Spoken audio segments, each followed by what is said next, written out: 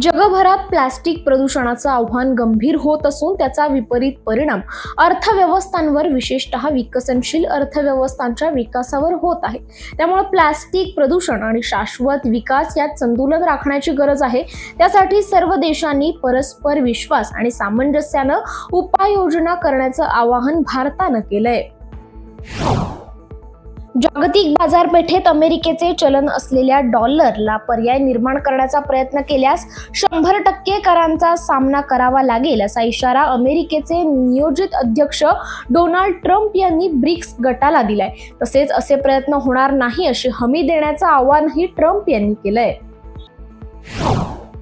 बांगलादेशात मोहम्मद युनूस यांच्या नेतृत्वाखाली अंतरिम सरकार स्थापन झाल्यानंतर हिंदूंवरील हल्ल्यांमध्ये वाढ झाली आहे. अशातच बांगलादेशच्या अंतरिम सरकारने देशाच्या माजी पंतप्रधान शेख हसीना यांच्याबाबत एक धक्कादायक अहवाल सादर केलाय. या अहवालानुसार शेख हसीना पंतप्रधान असताना दरवर्षी सुमारे 16 अब्ज डॉलर्सची चोरी झाल्याचं समोर आलंय. हा अहवाल सादर करणारी समिती अंतरिम सरकारचे प्रमुख मोहम्मद युनूस यांनी स्थापन केली होती. त्यामुळे आता शेख हसीना यांच्या विरोधात आणखीनच वातावरण तापण्याची शक्यता आहे.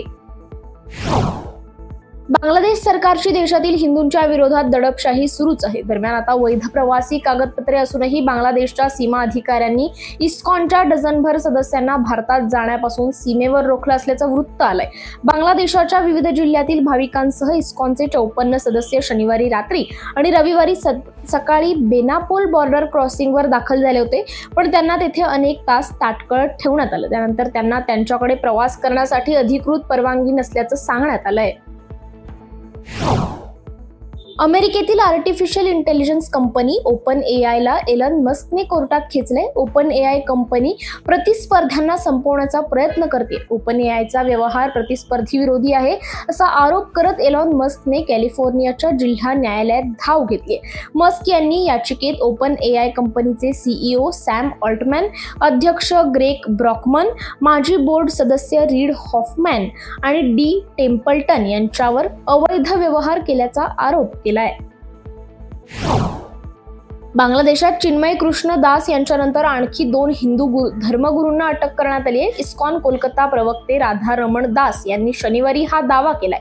राधारमण म्हणाले की मला माहिती मिळाली आहे की बांगलादेशातील पोलिसांनी आणखी 2 इस्कॉन संतांना अटक केली आहे. शुक्रवारी रात्री सोशल मीडिया एक्स अकाउंटवर पोस्टमध्ये राधारमण यांनी लिहिलंय की चिन्मय प्रभू यांच्यासाठी 2 भक्तांना मंदिरात घेऊन जाताना अटक करण्यात आली आहे. चिन्मय प्रभू यांचे सचिव देखील बेपत्ता आहेत, त्यांच्यासाठी प्रार्थना करा असं देखील त्यांनी म्हटलंय.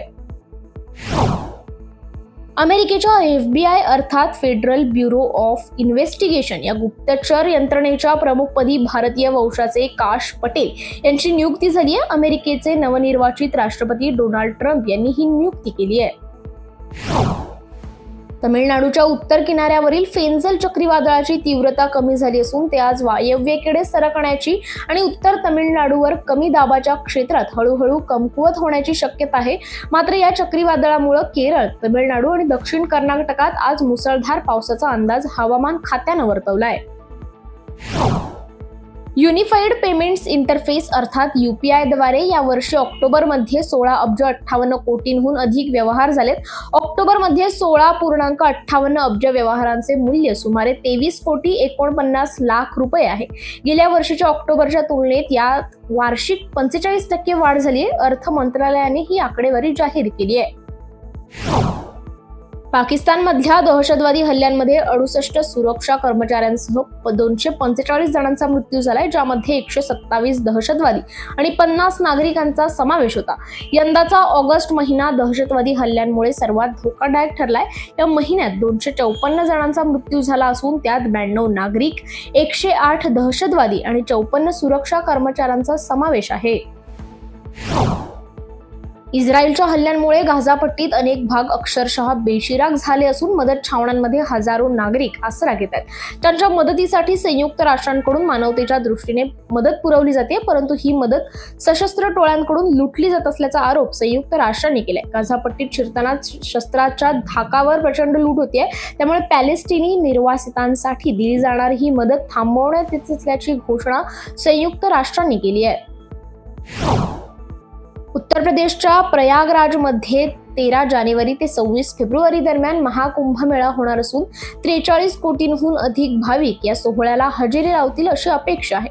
या भाविकांच्या सुविधेसाठी केंद्रीय मंत्री नितीन गडकरी आणि उत्तर प्रदेशचे मुख्यमंत्री योगी आदित्यनाथ यांनी उत्तर प्रदेशातल्या रस्ते आणि पायाभूत सुविधा प्रकल्पांच्या प्रगतीचा आढावा घेतलाय. इंग्लंडचा दिग्गज फलंदाज जो रूट गेल्या अनेक महिन्यांपासून सातत्याने कसोटी क्रिकेटमध्ये विक्रम करतोय. रूट कधी रेकॉर्ड ब्रेक करतोय तर कधी वर्ल्ड रेकॉर्ड. न्यूझीलंडने विजयासाठी दिलेल्या 104 धावांचा पाठलाग करताना रूटने 23 धावांची नाबाद खेळी केली आणि यासह इतिहासही घडवला. रूट कसोटी क्रिकेटच्या इतिहासात सचिनला मागे टाकत 49 डावात 1630 धावा करणारा पहिलाच फलंदाज ठरलाय.